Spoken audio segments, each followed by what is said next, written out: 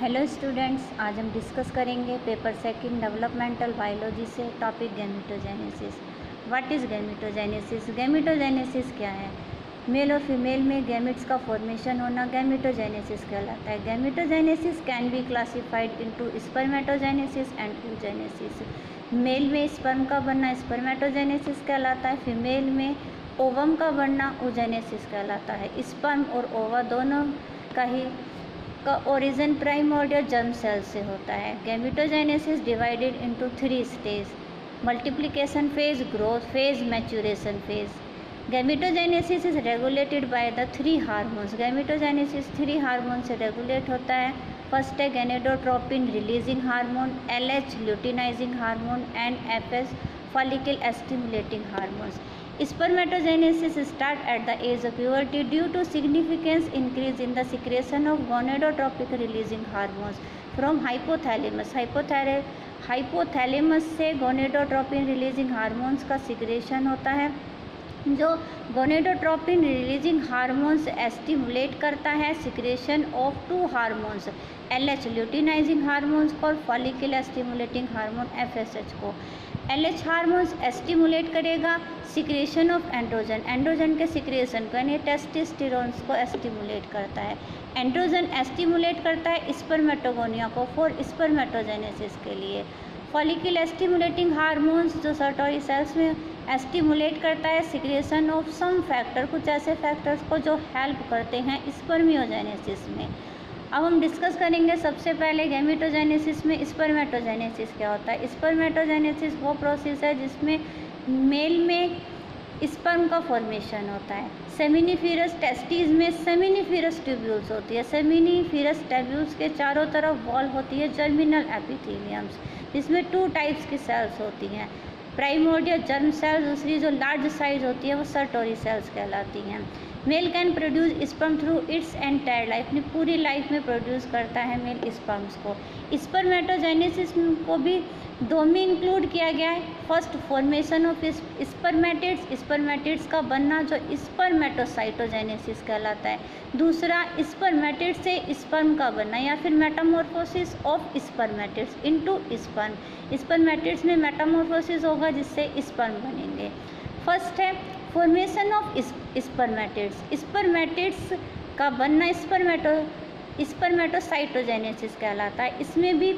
इसको भी 3 स्टेज में डिवाइड किया गया है। फर्स्ट है multiplication phase, growth phase, maturation phase. इसको हम डायग्राम से समझेंगे। इससे प्राइमोर्डियल जर्म सेल्स जिसमें बार बार डिवीज़न होता है, डिवीज़न होने के बाद जो है स्पर्मेटोगोनिया बनते हैं, ये क्या कहलाता है? ये है सब मल्टीप्लिकेशन फेज, जिसमें माइटोसिस डिवीज़न होगा, जब प्राइमरी जर्म सेल्स है वो डिवाइड होकर के स्पर्मेटोगोनिया बनाती है।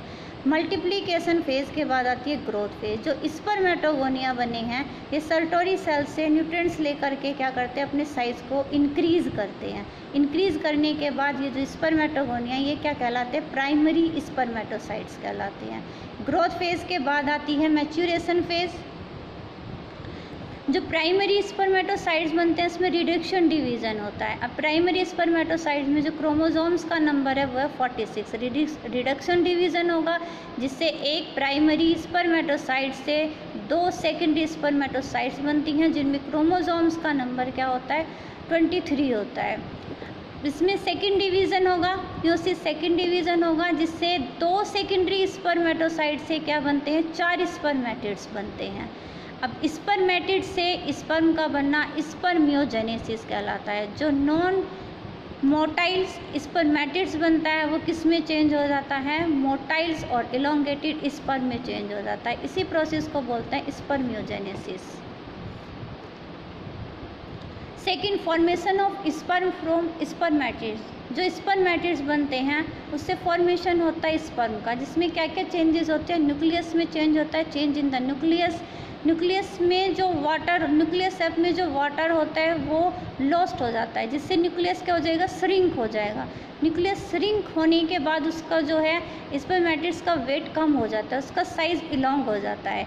Change in the centriole.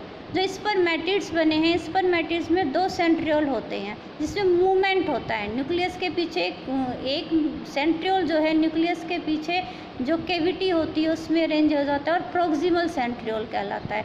दूसरा सेंट्रियोल प्रोक्सिमल सेंट्रियोल के पीछे की तरफ अरेंज होता है जो डिस्टल सेंट्रियोल कहलाता है, जिससे एक्सियल फिलामेंट्स का फॉर्मेशन होता है। Change in the mitochondria, mitochondria में क्या क्या चेंज होते हैं? जो स्पर्मेटिड्स उसमें डिफरेंट पार्ट्स में माइटोकॉन्ड्रिया होते हैं। माइटोकॉन्ड्रिया एक्सियल फिलामेंट्स के चारों तरफ स्पाइरली अरेंज हो जाते हैं। स्पाइरली अरेंज होने के बाद एक सीथ बना लेते हैं जिसे माइटोकॉन्ड्रिया सीथ या फिर नेबुकॉन सीथ भी बोलते हैं, जिसपे रेस्पिरेटरी एंजाइम्स प्रेजेंट होते हैं। सीथ से एनर्जी प्रोवाइड होती है जो स्पर्म को आगे मूवमेंट्स में हेल्प करती है।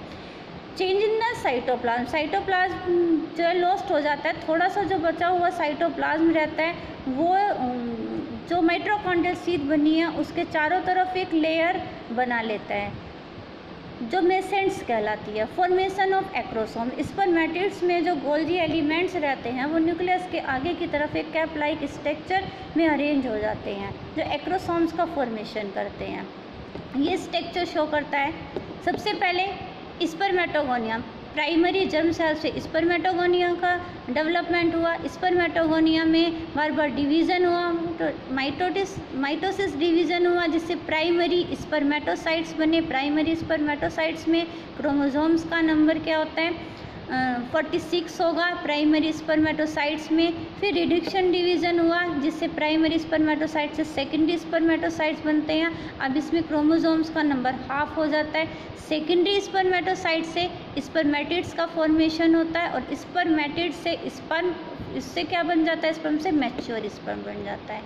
ये डायग्राम शो करता है किस तरीके से नॉन मोटाइल स्पर्मेटिड से मोटाइल्स और इलोंगेटेड स्पर्म का फॉर्मेशन होता है। ये धीरे धीरे चेंजेस होगा। जो गोल्जी एपरेटर्स हैं वो क्या बना लेते हैं? एक्रोसोम्स का फॉर्मेशन करते हैं। न्यूक्लियस इलोंगेटेड होता चला जाता है। माइटोकॉन्ड्रिया क्या करते हैं? एक सीथ में अरेंज, जो एक्सियल फिलामेंट्स है इसमें एक्सियल फिलामेंट्स के चारों तरफ स्पाइरली अरेंज हो जाएंगे और माइटोकॉन्ड्रियल सीथ बनाएंगे। इसी तरीके से जो राउंडेड नॉन मोटाइल है धीरे धीरे इसमें मेटामॉर्फोसिस होगा और किस में चेंज हो जाता है? इलोंगेटेड स्पर्म में चेंज हो जाता है।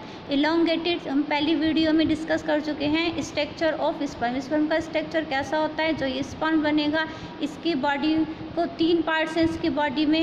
एंटीरियर पार्ट हेड रीजन के पीछे मिडिल पीस बनता है, मिडिल पीस के पीछे जितना भी पार्ट होगा वो टेल रीजन कहलाता है। Okay, thank you students. आगे वीडियो में हम डिस्कस करेंगे oogenesis।